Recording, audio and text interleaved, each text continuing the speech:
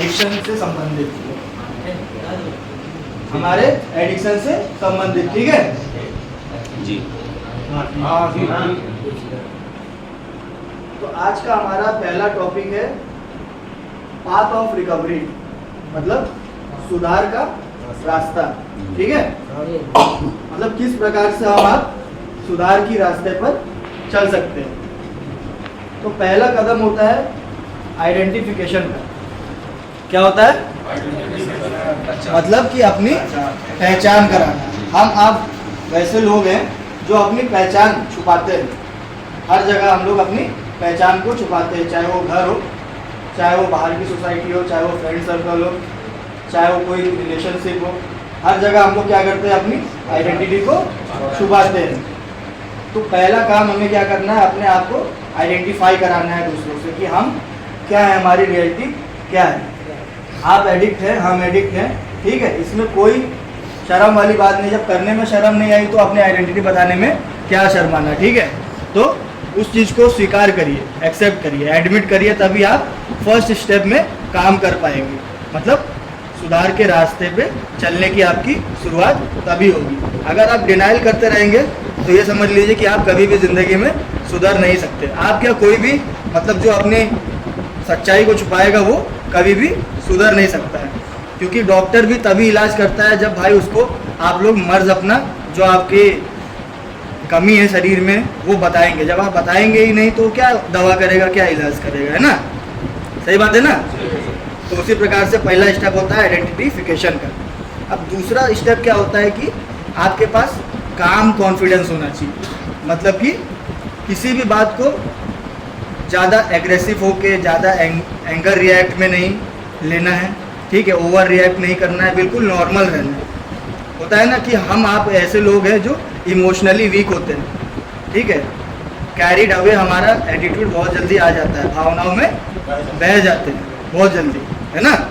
तो उस चीज़ को कंट्रोल करना है कि कोई कुछ भी कह रहा है, कोई क्या कर रहा है, कहीं लड़ाई झगड़ा हो गया आपसे, या आप ज़्यादा खुश हो गए, आप ज़्यादा दुखी हो गए, तो आपको अपना चॉइस ऑफ केमिकल जो ले रहे थे, जिसका एडिक्शन था, आपको उस लाइन पे वापस नहीं जाना है। अपने इन स्टेप्स को याद रखना है कि मैं किस रोग से गुजर रहा था, है ना।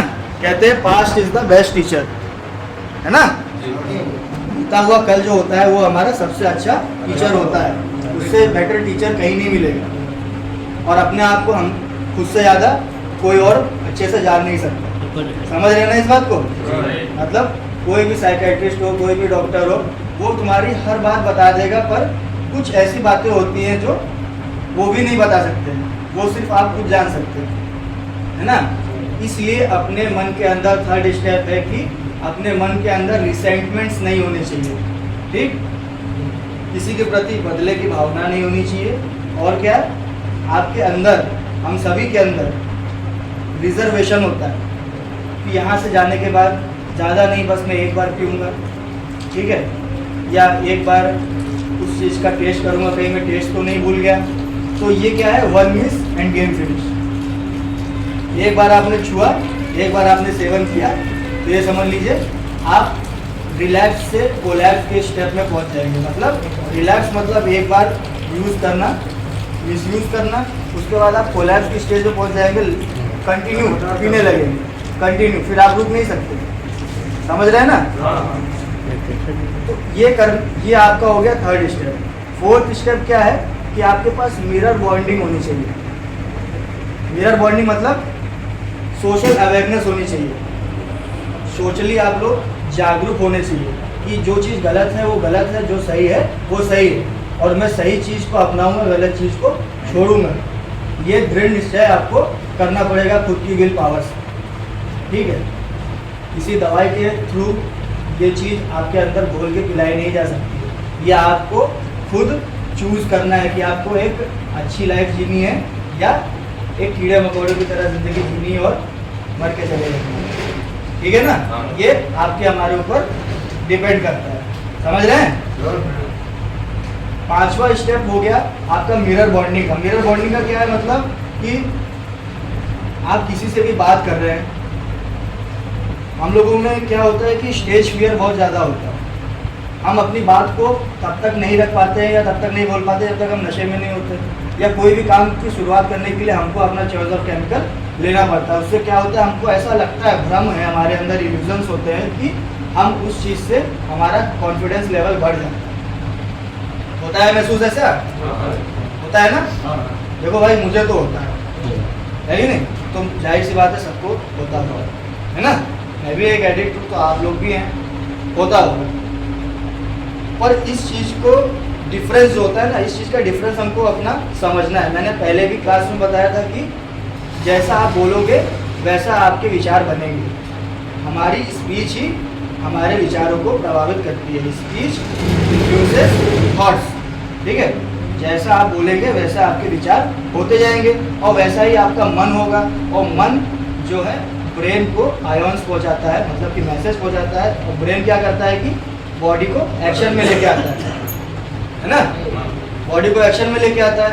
तो उस चीज़ को समझना है कि अगर मैं सही चीज़ बोलूँगा, सही चीज़ मन में दोहराऊँगा, एक सही रूटीन, एक सही टाइम टेबल अपनाऊँगा, जैसा कि हमारा रियाज का टाइम टेबल है, रूटीन है, जो दैनिकी है, हमारी यहाँ की दैनिकचर्या है।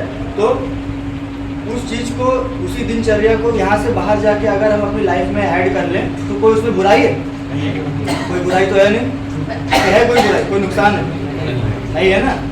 तो अपने आप को बिजी रखना भी एक माध्यम है नशे के जंजाल से दूर।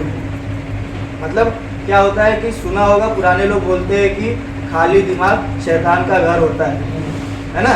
तो ऐसा ही है कि भाई जब कुछ करोगे नहीं, फ्री बैठोगे तो क्या होगा?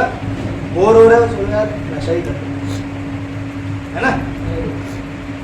वो नहीं तो उसका कुछ सब्स्टिट्यूट ही ले लेते हैं, है ना? जो हमारा चॉइस ऑफ केमिकल था वो नहीं लेके कुछ और ही ले लेते हैं। तो कुछ और लेने का मतलब है कि आप फिर से बैक टू यूज हो रहे हैं, फिर से आप वहीं जा रहे हैं, पता नहीं चल रहा है आपको, पर धीरे धीरे आप उसी बैक टू यूज के चक्कर में पहुंच जाएंगे। समझ गए? अब आते हैं सिक्स्थ स्टेप और सबसे अहम स्टेप कि कभी भी अपना जो विल है उसको लूज मत होने दो, ठीक है ना?